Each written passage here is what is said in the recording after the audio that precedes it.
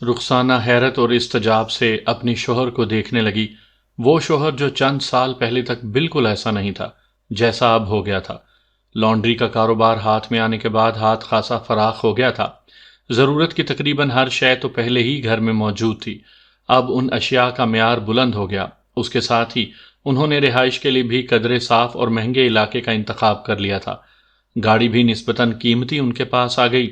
یہ تمام تر ترقی تو رخسانہ کو بھی اچھی لگتی تھی، لیکن لباس اور سوشل میل جول کے حوالے سے حیات اللہ اس پر جن باتوں کے لیے زور دیتا وہ اسے معیوب کی حد تک ناپسندیدہ تھیں۔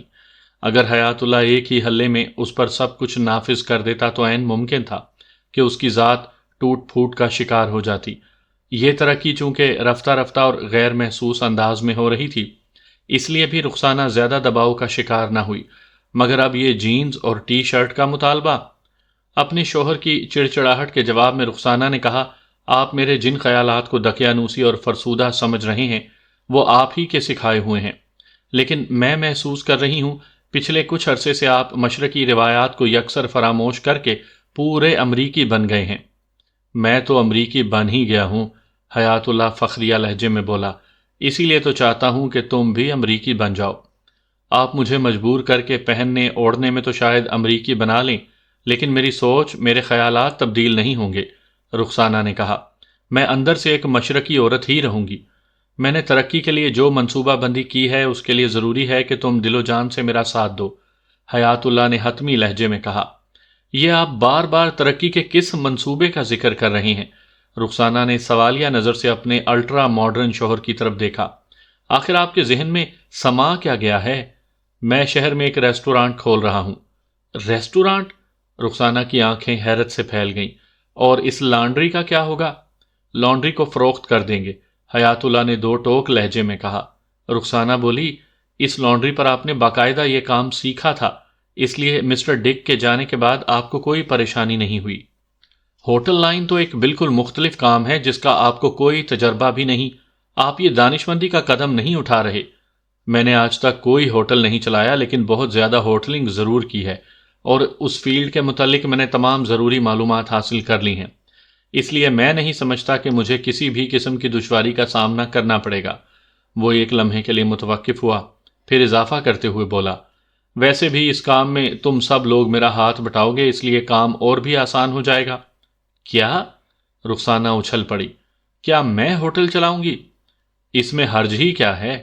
وہ سمجھانے والے انداز میں بولا، تم نے اپنی آنکھوں سے دیکھ لیا ہے کہ امریکہ میں ہر شخص کام کرتا ہے، اسی لیے تو کہتا ہوں کہ تم ماڈرن اور سوشل ہو جاؤ۔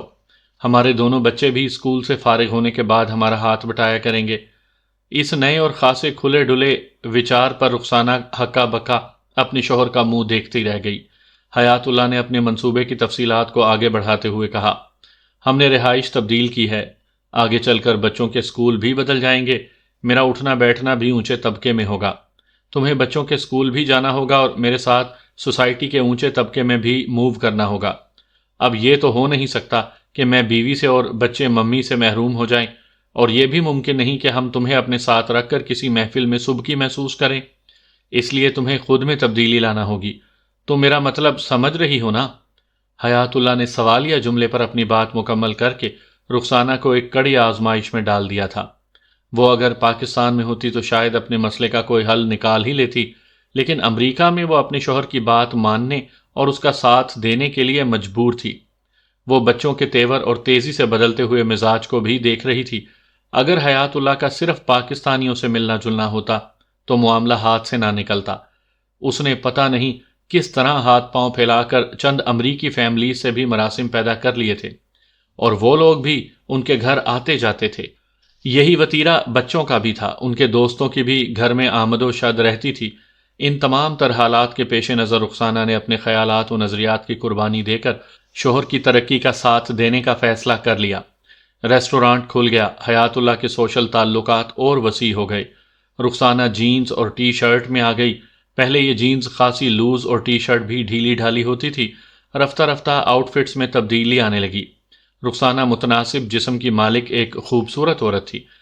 اسکن ٹائٹ جینز اور ہاف ٹی شرٹ اس کے بدن پر سجی تو ریسٹورانٹ میں اس کی موجودگی نے گاہکوں کی آمد میں خوشگوار اضافہ کر دیا۔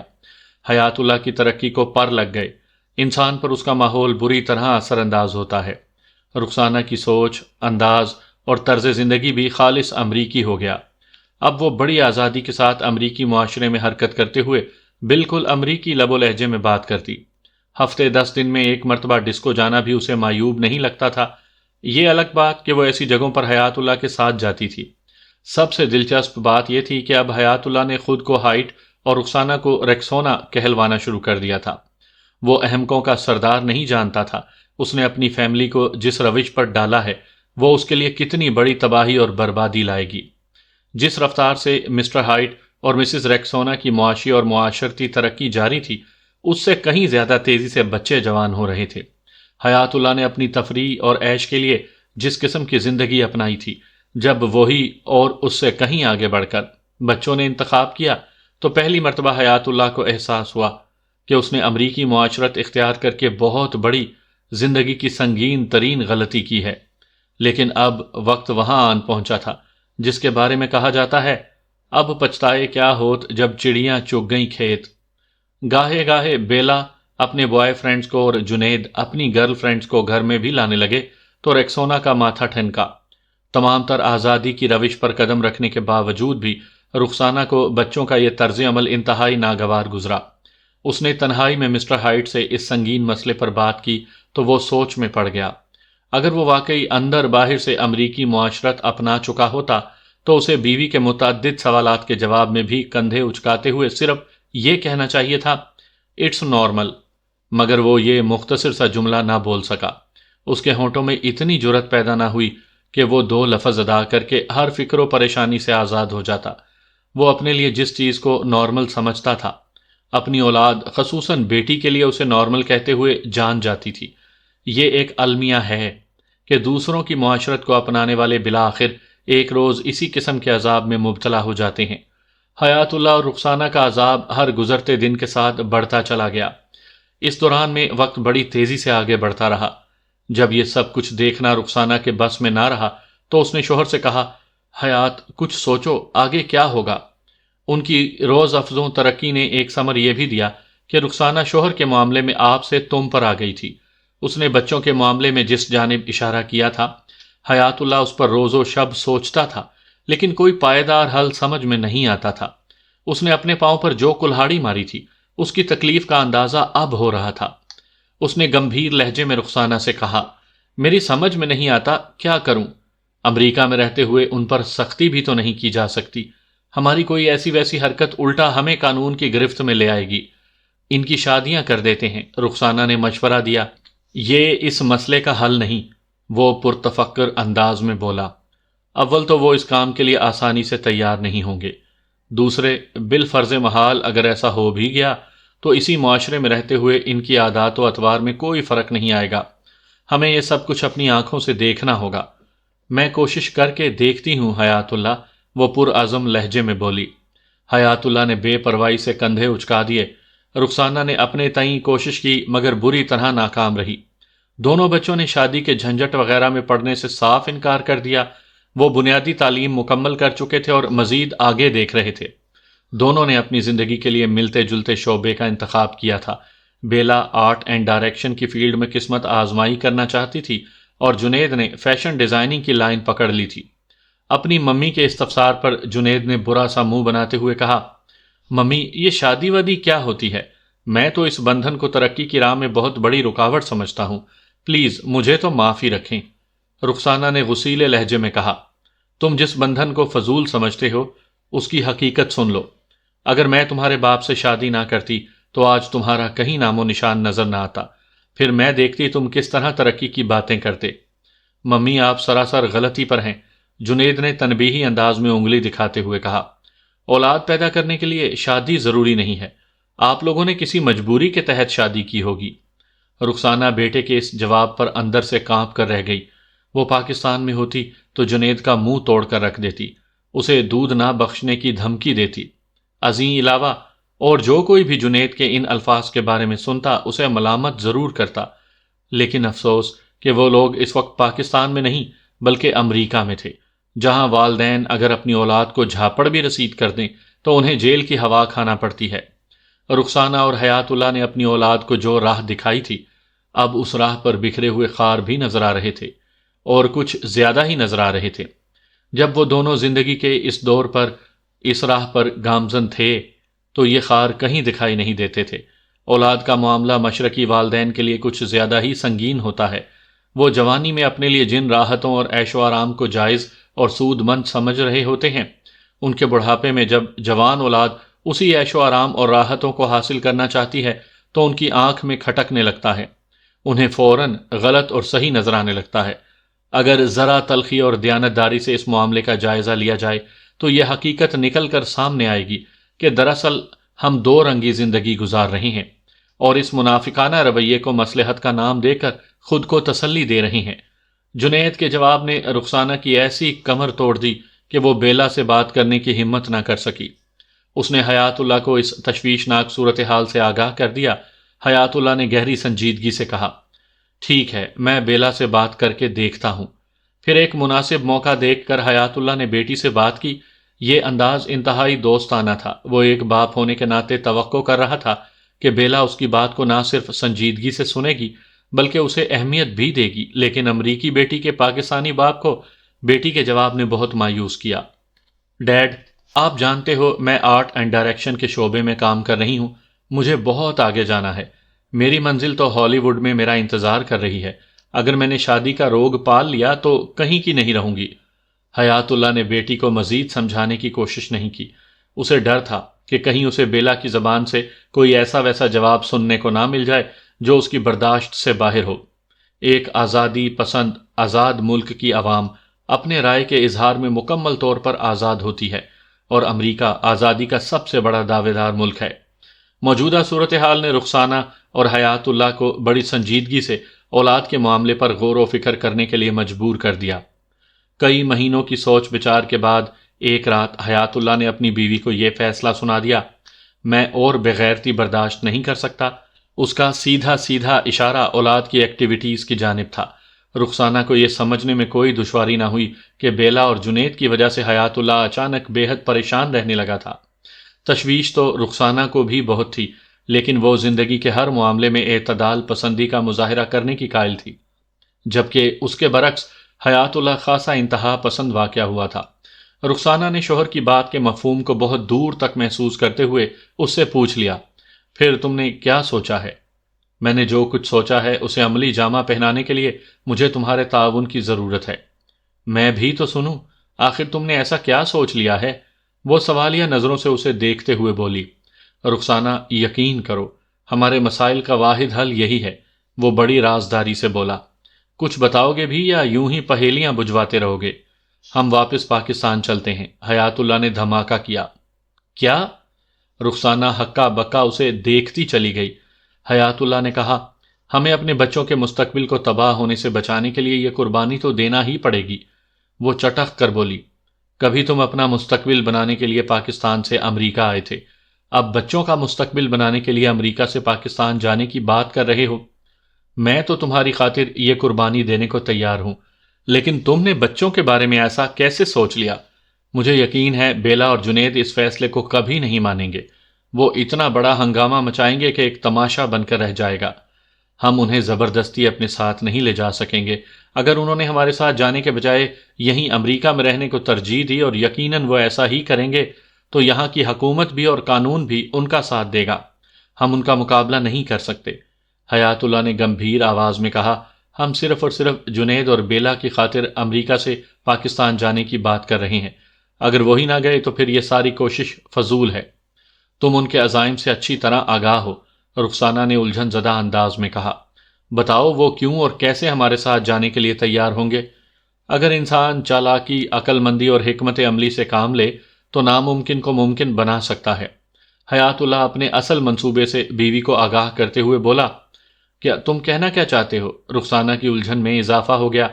وہ بولا، میں نے تھوڑی دیر پہلے تمہارے تعاون کی بات کی تھی۔ اگر تم نہایت ہی رازداری سے میرا ساتھ دو تو ہم اپنے مقصد میں کامیاب ہو سکتے ہیں۔ تمہارے ذہن میں کیا پک رہا ہے؟ وہ ہماتن گوش ہو گئی۔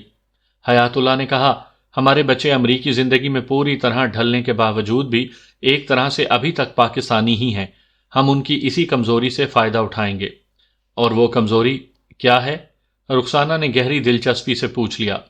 امریکی بچے بالغ ہوتے ہی رزق و روزگار کے لیے ہاتھ پاؤں مارنا شروع کر دیتے ہیں، حیات اللہ تفصیل بیان کرتے ہوئے بولا۔ ان کی پہلی کوشش یہی ہوتی ہے کہ وہ کسی بھی طرح والدین کے دباؤ سے نکل جائیں تاکہ وہ بعد میں ان پر ایسے فیصلے مسلط نہ کر سکیں جو ان کے لیے قابل قبول نہ ہوں۔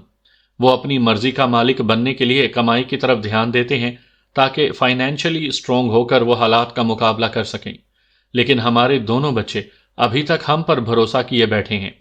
وہ ایک لمحے کے لیے سانس لینے کی خاطر متوقف ہوا، پھر سلسلہ کلام کو جاری رکھتے ہوئے بولا۔ ہماری فیملی کے مالی معاملات پوری طرح میرے ہاتھ میں ہیں، انہیں اپنی چھوٹی چھوٹی ضروریات کے لیے بھی مجھ سے کہنا پڑتا ہے۔ وہ فی الحال بذات خود کچھ بھی نہیں ہیں، اگر ان کی اس کمزوری سے فائدہ اٹھاتے ہوئے ہم کوئی قدم اٹھائیں تو وہ کچھ نہیں کر سکیں گے۔ میں تمہاری بات سے اتفاق نہیں کرتی حیات، رخسانہ نے گہری سنجیدگی سے کہا۔ اگر جنید اور بیلا کو یہ پتا چلتا ہے کہ ہم امریکہ سے پاکستان شفٹ ہو رہے ہیں، اور جیسا کہ نظر آ رہا ہے وہ پاکستان کے بجائے امریکہ ہی میں رہنے کو ترجیح دیں گے، تو اس صورت میں وہ ہمارے ساتھ جانے سے صاف انکار بھی کر سکتے ہیں۔ ان کے لیے یہاں روزگار تلاش کرنا کوئی مشکل کام تو نہیں۔ اگر تم پاکستان سے امریکہ آ کر یہاں سیٹل ہو سکتے ہو تو ان کے لیے تو یہ سیٹنگ نہایت ہی آسان ہے۔ تم بالکل ٹھیک کہہ رہی ہو، حیات اللہ نے اس بات میں گردن ہلائی۔ میں نے جس حکمت عملی اور چالاکی کا ذکر کیا ہے، اگر اس سے کام لیا جائے تو بگڑی بن سکتی ہے۔ بس تم میرا ساتھ دینے پر تیار ہو جاؤ، پھر دیکھتی جاؤ ہوتا کیا ہے۔ تم اپنے منصوبے کو ایک ہی بار مجھ پر واضح کیوں نہیں کر دیتے؟ رخسانہ نے بیزاری سے کہا، خواہ مخواہ میرا ذہن الجھا رہے ہو۔ ٹھیک ہے، بتاتا ہوں، حیات نے بڑی رسان سے کہا، پھر اپنے منصوبے کی تفصیل بیان کرتے ہوئے بولا۔ میں نہایت ہی رازداری اور خاموشی کے ساتھ اپنے بزنس کو فروخت کر دیتا ہوں۔ بچوں کو اس معاملے کی خبر نہیں ہونے دوں گا۔ ان پر یہی ظاہر کیا جائے گا کہ ہم اپنے عزیزوں اور رشتہ داروں سے ملنے کے لیے پاکستان جا رہے ہیں اور مہینے 2 مہینے کے بعد واپس آ جائیں گے۔ میرا خیال ہے اس صورت میں وہ میرے اور تمہارے ساتھ پاکستان جانے سے انکار نہیں کریں گے۔ ٹھیک ہے، وہ ہمارے ساتھ امریکہ سے پاکستان پہنچ جاتے ہیں، رخسانہ نے ایک نکتہ اٹھایا، لیکن ہم تو مستقل پاکستان میں قیام کا ارادہ باندھ کر یہاں سے شفٹ ہو رہے ہیں۔ جب یہ حقیقت بیلا اور جنید پر کھلے گی تو وہ ایک ہنگامہ مچا دیں گے۔ جانتے ہو کتنی بڑی قیامت برپا ہو جائے گی۔ کچھ بھی نہیں ہوگا رخسانہ، حیات کی آنکھوں میں عیاری چمکنے لگی۔ وہ پاکستان ہے، امریکہ نہیں۔ وہاں اولاد سے زیادہ والدین کی سنی جاتی ہے، اور رقم کے بغیر کوئی کام نہیں ہوتا۔ یہ دونوں مالی معاملات میں ہمارے محتاج ہیں۔ پھر میں وہاں پہنچتے ہی اتنی صفائی سے ان کی شادی کا چکر چلاؤں گا کہ یہ بری طرح پھنس کر رہ جائیں گے۔ اللہ نے چاہا تو سب ٹھیک ہو جائے گا۔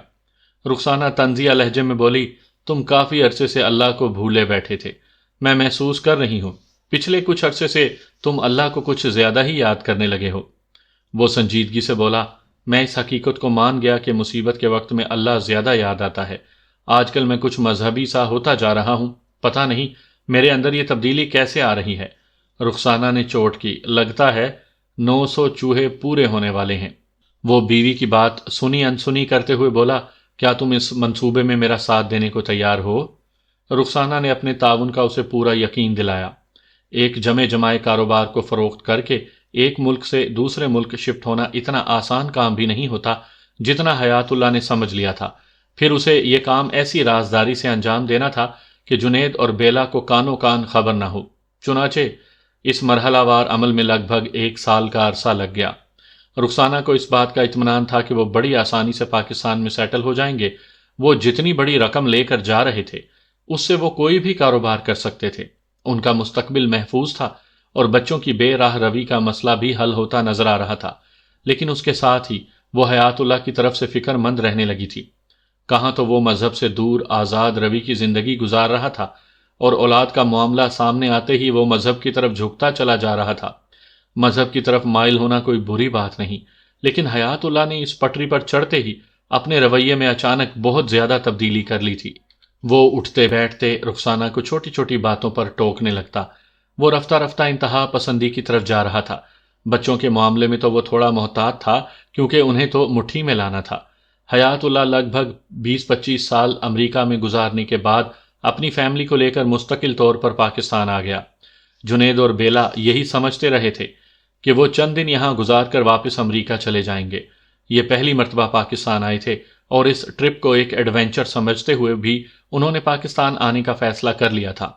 لیکن چند دنوں کے بعد جب حیات اللہ نے نارتھ ناظم آباد میں رہائش کے لیے ایک عالی شان بنگلہ خرید لیا تو بچوں نے والدین کی سازش کو محسوس کر لیا۔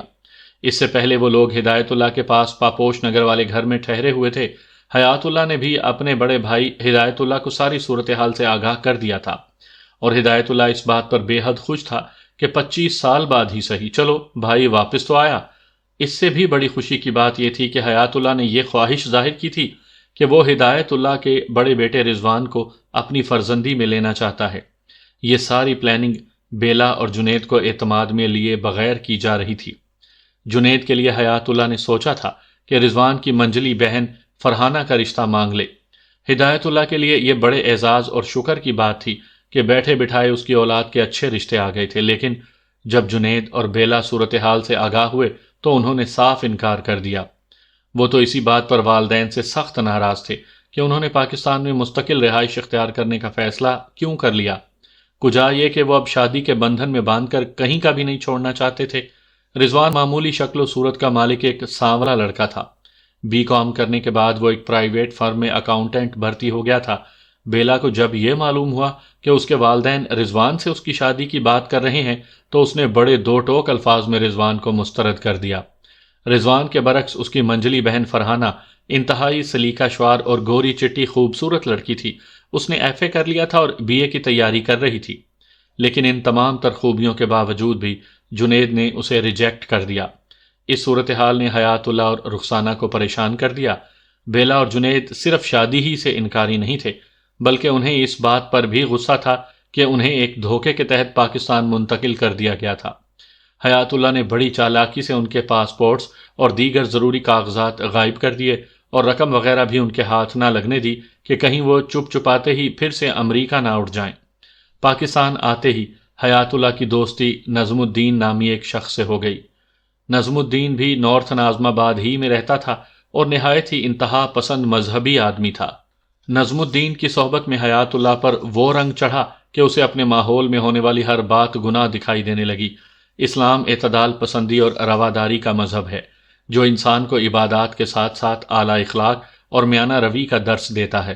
اس کے ساتھ ہی یہ مذہب انتہا پسندی، ظلم اور شرک کی مذمت بھی کرتا ہے، لیکن بعض لوگ خود کو انتہائی مذہبی ظاہر کرتے ہوئے انتہا پسندی کی اس حد کو چھو لیتے ہیں کہ ان سے وابستہ افراد اذیت میں مبتلا ہو جاتے ہیں۔ حیات اللہ کی ایسی جون بدلی کہ وہ کچھ سے کچھ ہو گیا۔ اس کی سخت گیری امریکہ پلٹ بچوں اور بیوی کو کچھ زیادہ ہی محسوس ہونے لگی۔ نظم الدین کی صحبت کے بعد حیات اللہ جس قسم کی نام نہاد مذہبی زندگی گزار رہا تھا وہ اللہ اور اللہ کے رسول صلی اللہ علیہ وآلہ وسلم کے احکامات کی روشنی میں کسی بھی طور پر درست اور نارمل زندگی نہیں تھی۔ اس نے اپنی بیوی اور بچوں کو ایک تماشا بنانے کے لیے اتنی سختی کرنا شروع کر دی کہ گھر میں ایک سرد جنگ کا آغاز ہو گیا۔ رخسانہ اگر کسی نامحرم سے بات بھی کر لیتی تو اس کی شامت آ جاتی۔ اسے برقع پہن کر گھر سے نکلنے کا حکم تھا۔ جنید اور بیلا پر کی جانے والی سختیاں اس سے بھی زیادہ مضحکہ خیز تھیں۔ یہ وہی حیات اللہ تھا جس نے اپنی ترقی کی خاطر ایک پردہ دار بیوی کو تمام حجابوں سے نکال کر چست جینز اور ہاف ٹی شرٹ کی راہ دکھائی تھی۔ رخسانہ اس کی خوشی کی خاطر ڈسکو بھی جانے لگی تھی، اور اب وہی حیات اللہ اپنی کایا پلٹ کے بعد گھر کے 3 افراد کے لیے ایک مسئلہ بن گیا تھا۔ سامعین کرام، آپ سن رہے ہیں مرزا امجد بیگ ایڈوکیٹ کے لڑے گئے مقدمات کے سلسلے میں ایک دلچسپ مقدمے کی روداد جس کا نام ہے طرفہ تماشا۔ یہ اس سلسلے کی قسط نمبر 2 ہے۔ مجھے امید ہے آپ کو میری یہ کاوش پسند آ رہی ہوگی۔ آپ نے اگر ابھی تک میرا چینل کہانی گھر سبسکرائب نہیں کیا تو ابھی میرے چینل کو سبسکرائب کر کے بیل نوٹیفیکیشن آن کر لیجئے تاکہ آنے والی ہر نئی کہانی کی اطلاع بر وقت آپ تک پہنچ سکے۔ فطرت کا یہ اصول ہے کہ جب کسی بھی شعبے میں سختی اور زیادتی حد سے بڑھ جائے تو وہاں بغاوت ضرور جنم لیتی ہے۔ اسی اصول کے تحت رخسانہ، بیلا اور جنید میں ایکا ہو گیا۔ اس محاذ پر حیات اللہ بالکل اکیلا رہ گیا۔ حیات اللہ کی تمام تر سختی کے باوجود بھی جب رخسانہ نے اولاد کا ساتھ دینے کا فیصلہ کر لیا تو صورتحال میں تبدیلی آنے لگی۔ کسی بھی گھر میں عورت کی بڑی اہمیت ہوتی ہے۔ اس گھر کی عورت رخسانہ نے دونوں بچوں کو اپنی مٹھی میں کر لیا۔ وہ تینوں حیات اللہ کے خلاف ہو گئے۔ جنید اور بیلا نے رخسانہ کے ساتھ اس لیے بھی الحاق کر لیا کہ حیات اللہ نے ان کا دل توڑ دیا تھا۔ وہ دونوں اپنے والدین کی دھوکہ دہی پر برہم تو تھے ہی، لیکن حیات اللہ نے اس سے بھی بڑھ کر ایک کام دکھایا۔ بیلا نے رضوان اور جنید نے فرحانہ کو بڑے واضح الفاظ میں مسترد کر دیا تھا۔ یہ بات حیات اللہ کے دل میں چبھ کر رہ گئی۔ کچھ عرصے بعد جب جنید اور بیلا نے مختلف کوششیں کر کے یہ دیکھ لیا کہ اب انہیں بادل نخواستہ پاکستان ہی میں رہنا ہے، تو انہوں نے یہاں رہتے ہوئے اپنے لیے ایک من پسند راہ نکالنے کی کوشش کی۔ اس بحث میں الجھنے کی ضرورت نہیں کہ انہوں نے امریکہ جانے کی کوشش کو موقوف کیوں کر دیا۔ جنید امریکہ میں فیشن ڈیزائننگ کے شعبے میں کام کر چکا تھا۔ گھر کے ماحول سے فرار حاصل کرنے کے لیے اس نے کلفٹن میں واقع فیشن ڈیزائننگ کا ایک ادارہ جوائن کر لیا۔ اس ادارے میں کام کرنے والے لڑکے لڑکیوں میں اکثریت برگرز کی تھی، اس لیے جنید کا وہاں دل لگ گیا۔ پھر یہ دل لگ جانا دل لگی تک پہنچ گیا۔ ادارے کی ایک لڑکی روبی سے اس کی اتنی گہری دوستی ہو گئی کہ انہوں نے شادی کرنے کا فیصلہ کر لیا۔ بات رخسانہ کے توسط سے حیات اللہ تک پہنچی تو اس نے ایک معمولی سی بات کو ایشو بنا کر ہنگامہ کھڑا کر دیا۔ روبی ایک بہت بڑے باپ کی بیٹی تھی۔ اس کا تعلق ایک بینکر فیملی سے تھا۔ باپ کے علاوہ روبی کے دونوں بڑے بھائی اور بہن بھی مختلف بینکوں میں اعلیٰ عہدوں پر فائز تھے۔ جب یہ بات حیات اللہ کو پتہ چلی تو اس نے یہ کہہ کر اس رشتے سے صاف انکار کر دیا کہ لڑکی کی پرورش رزق حرام سے ہوئی ہے، لہٰذا میں ایسی لڑکی کو اپنے گھر کی بہو نہیں بنا سکتا۔ حیات اللہ کے مطابق بینک کی نوکری کرنے والوں کی آمدنی سراسر حرام کی ہوتی ہے، کیونکہ بینک کا ہر کاروبار سود پر مبنی ہے۔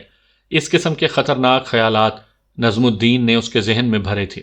بہرحال اس بات سے قطع نظر کہ بینک کی ملازمت سے حاصل کیا جانے والا رزق کس زمرے میں آتا ہے، سوچنے اور غور کرنے کی والی بات یہ تھی کہ اس میں روبی بیچاری کا کیا قصور تھا۔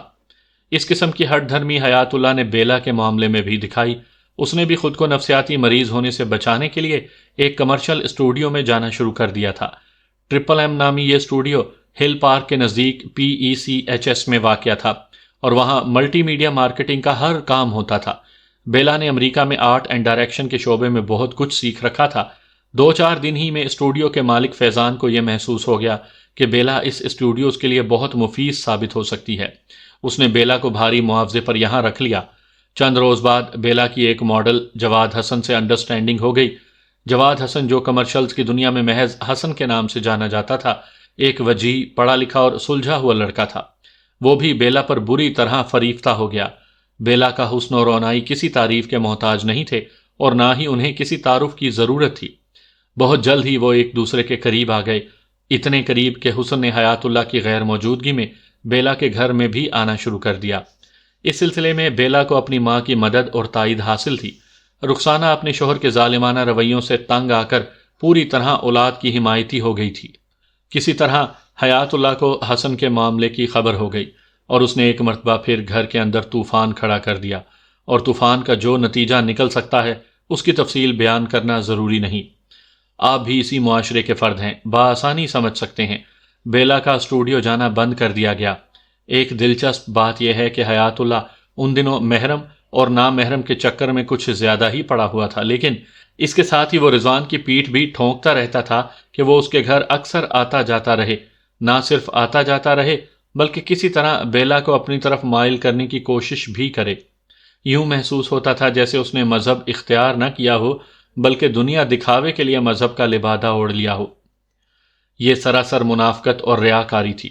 حالانکہ اگر دیانتداری سے دیکھا جاتا تو رضوان بھی بیلا کے لیے ایک نامحرم ہی تھا، اور رضوان کا بیلا کو رام کرنے کے لیے حیات اللہ کا اکسانا بھی کوئی جائز عمل تو نہیں تھا۔